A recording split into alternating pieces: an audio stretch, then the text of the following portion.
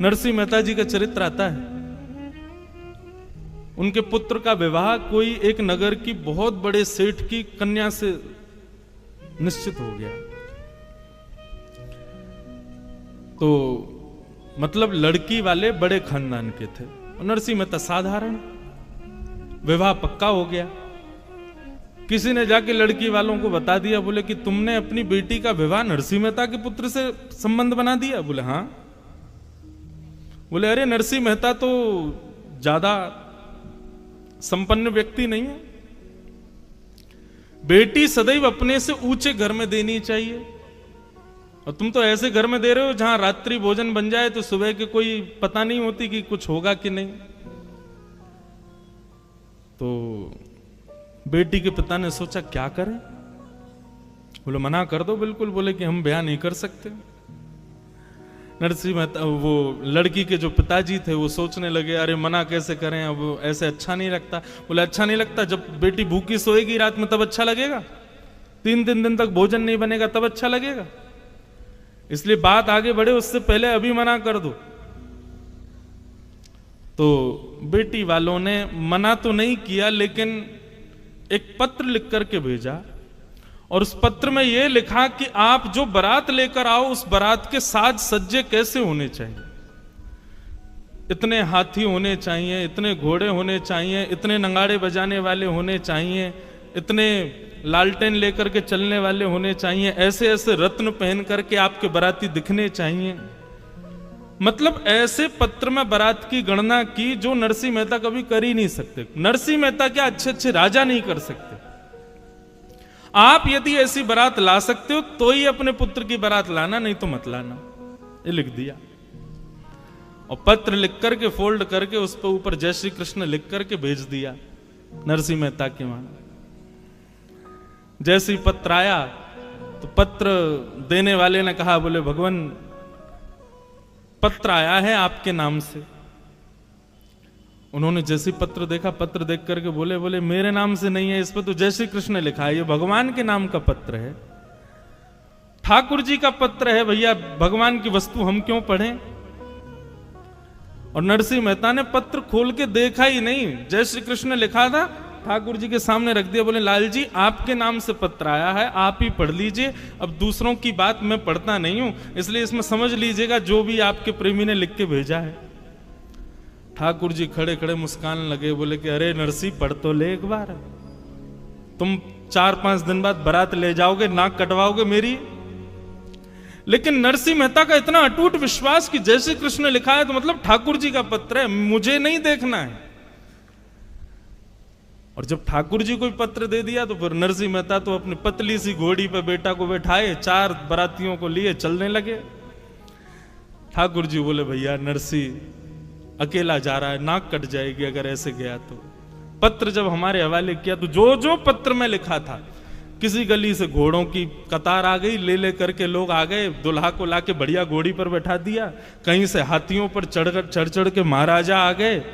नरसिंह मेहता सोचते जा रहे हैं पता नहीं कहां से कौन आ रहे हैं, हमारे पुत्र के मित्र सखा आदि होंगे। देखते ही देखते ऐसी बारात हो गई, ऐसी बारात हो गई, 33 कोटि देवता बारात में आ गए। महाराज दुनिया भर के गाजे बज रहे हैं, बाजे बज रहे हैं, नगाड़े बज रहे हैं, भूतो न भविष्यति, किसी ने ऐसी बारात देखी नहीं है, ऐसी बारात नरसिंह मेहता के पुत्र की जा रही। उस नगर में हल्ला हुआ, बोले तुम्हारी बेटी के लिए जिस वर्ष से ब्याह होना वो बारात पर लेकर के आ रहा है अपनी बारात। बोले कैसी बारात है। बोले ऐसे नहीं, ऊपर कहीं पहाड़ी पर चल के देखो, वहां से दिखेगी। ऊपर पहाड़ी पर जाकर के जब देखा तो दूर दूर तक महाराज सोने चांदी हीरे जवाहरातों से लदे हुए बढ़िया बढ़िया महाराजा हाथियों पर बैठे हैं, बीच में घोड़ों पर सुंदर सुंदर नगर सेठ बैठे हैं, आगे एक परम सुंदरी घोड़ी के ऊपर में नरसिंह मेहता का पुत्र बैठा है, और सबसे आगे नगाड़ों के बीच में नृत्य स्वयं द्वारिकाधीश कर रहे हैं और बारात लेकर के जा रहे हैं। भक्त का भैया स्वभाव ऐसा होता है, ज्यादा चतुर बनने की कोशिश मत किया करो, सरल रहो, सहज रहो। चूहा आ गया तो यही सोचो कौन है, वो गणेश जी आए होंगे निश्चित।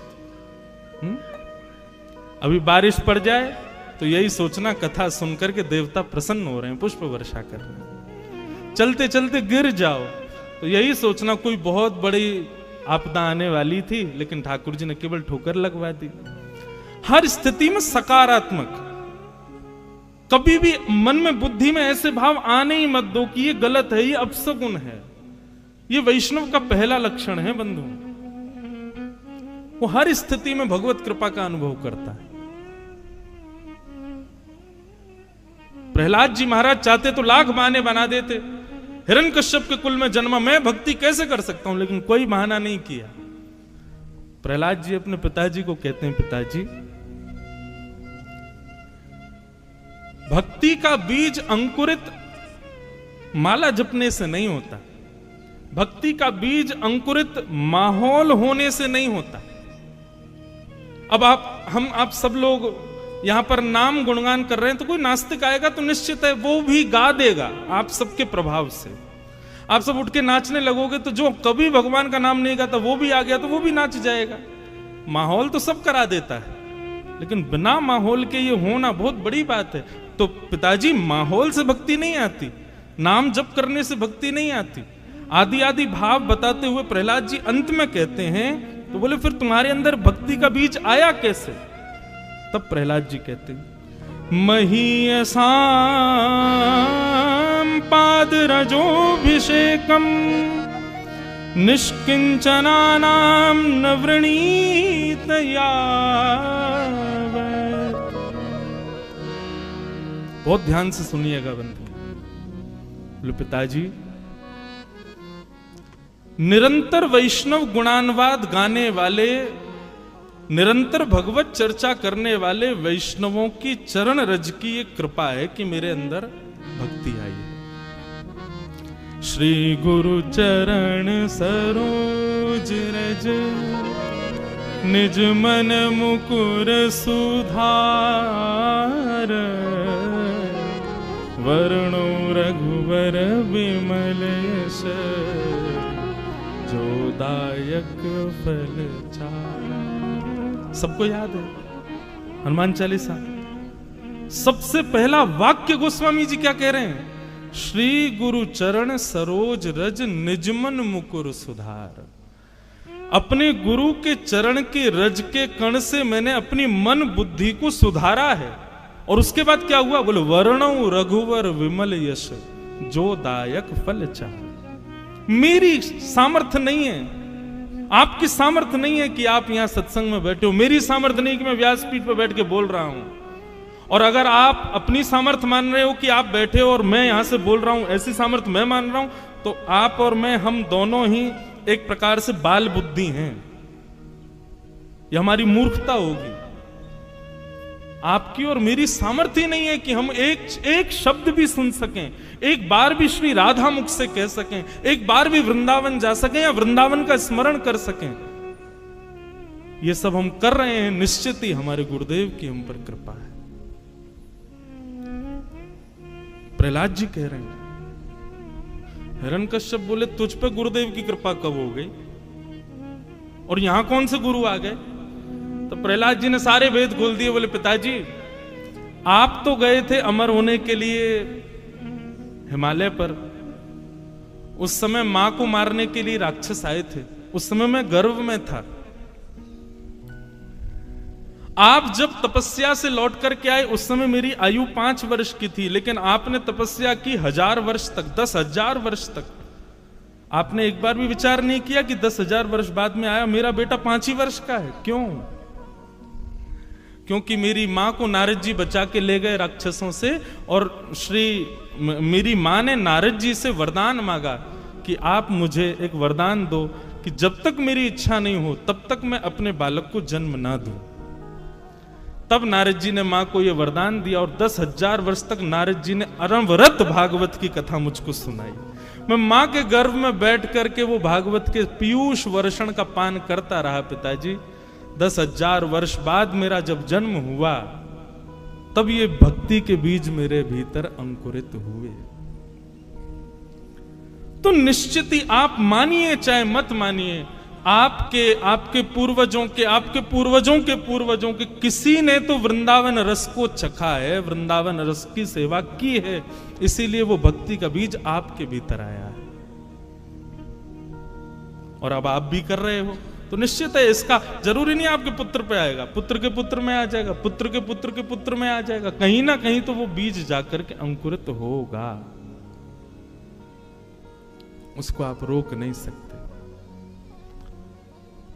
तो भैया ये भक्ति आती कहां से है? बिना महत पाद रजोभिषेकम। जब तक आप संत जनों के चरणों में दंडवत प्रणाम नहीं करोगे, यह भी विचार मत करो कि पृथ्वी पर गंदगी पड़ी है, मिट्टी पड़ी है, कीच है, क्या संत दिखे और तुरंत दंडवत। जब इतनी तत्परता संतों के वैष्णवों के प्रति रहेगी, तब भक्ति के बीज अंकुरित होंगे।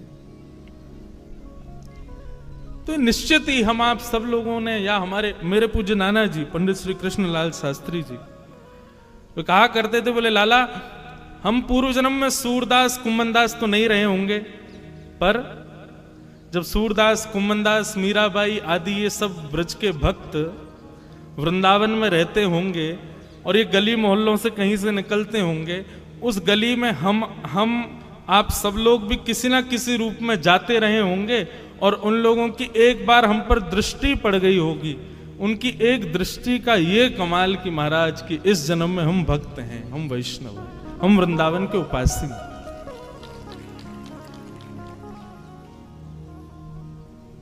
एक गुरुवाणी सुन रहा था मैं, चरण कमल तेरे धोए धोए पीवा मेरे, सदगुरु दीन दयाल। क्यों? अच्छा एक और बात, आप इस भाव से ये मत सोच लेना कि संत जहां से भी जाएं वहां चरण रज उठा के माथे से लगा लें, उनके चरण धो के और उसको दिन रात पीवें, उससे तो होता ही है, पर उसके पहले उनकी वाणी सुनकर के अपने चित्त को, अपनी बुद्धि को, उसको स्थिर करना पड़ेगा, उसकी स्थिति का अनुमान लगाना पड़ेगा, तभी यह संभव हो सकता है। हमारे वृंदावन में गौड़िया वैष्णव संप्रदाय के एक महापुरुष रहते थे, सेवा में पधारा, नित्य सेवा करते थे। एक बार उनके ठाकुर जी ने बंगाल के किसी वैष्णव भक्त को स्वप्न में दर्शन देके आज्ञा की कि तुम वृंदावन चले जाओ। बंधुओं एक मेरी बात बहुत ध्यान से सुनो, ठाकुर जी का जब अनुग्रह होता है तो सबसे पहले ठाकुर जी स्वप्न में दिखेंगे। भगवत दर्शन ऐसे नहीं होगा स्पष्ट ठाकुर जी प्रकट हो गए, दिख गए, चल रहे फिर रहे हैं, दिख रहे हैं हमको, ऐसा नहीं। ठाकुर जी सबसे पहले स्वप्न में दर्शन देंगे, और स्वप्न में भी प्रत्यक्ष नहीं दिखेंगे। ठाकुर जी की कोई ना कोई अंग का दर्शन होगा, ठाकुर जी की कोई ना कोई वस्तु का दर्शन, वंशी दिख जाएगी, मोर मुकुट दिखेगा, ठाकुर जी की पीली पीतांबरी दिखेगी। रात्रि में सोते सोते ऐसा लगेगा मानो चंदन की सुगंधी आ रही हो, केसर की सुगंधी आ रही हो, ऐसे ऐसे अनुभव ठाकुर जी कराते हैं। स्वप्न दर्शन सबसे पहला। हमारी एक बात मान लीजिएगा, स्वप्न में कभी ठाकुर जी दिख जाएं, कभी किसी को बताइएगा मत। प्रेम को और रत्न को दोनों को गोपनीय रखना चाहिए। प्रचार कर दोगे रत्न कहां रखा है तो चोरी होने का भय रहता है, ऐसी प्रेम का भी ढिंडोरा पीट दोगे तो निश्चित है कि आपका प्रेम एक दिन नष्ट हो जाएगा। इसलिए प्रेम और रत्न दोनों गोपनीय रखने वाली वस्तु। तो भगवत कभी दर्शन स्वप्न में हो या कोई अनुभव कभी भी हो तो कभी किसी से कहना नहीं। हाँ, कभी ऐसा लग रहा हो कि किसी की भक्ति में विश्वास जग जाएगा मेरे बताने से, तो कह देना, लेकिन बहुत सकुचा के संकेत में कहना, ज्यादा मत बोल देना। तो स्वप्न में ठाकुर जी दिखते हैं, स्वप्न के बाद प्रतीक्षा करो कि अब जागृत अवस्था में उनका अनुभव होगा। आप जहां बैठे हो ऐसा लगेगा ठाकुर जी यहीं विराज रहे थे, आपको ऐसा लगेगा ठाकुर जी ने कोई अनुग्रह किया, कोई कृपा की है। तो पहला स्वप्न दर्शन, दूसरा अनुभव दर्शन, और तीसरा होगा प्रत्यक्ष दर्शन। ठाकुर जी दिखे ही जाएंगे, सामने ही खड़े हो जाएंगे। बहुत लंबी दूरी है भैया हमारी और ठाकुर जी की, थोड़ी नेक समीप करनी है। तो नाम जब तिलक लगाना, कीर्तन करना, सत्संग सुनना, इसके पीछे एक ही उद्देश्य रखो, ठाकुर जी स्वप्न में ही आ जाओ और कुछ नहीं। तो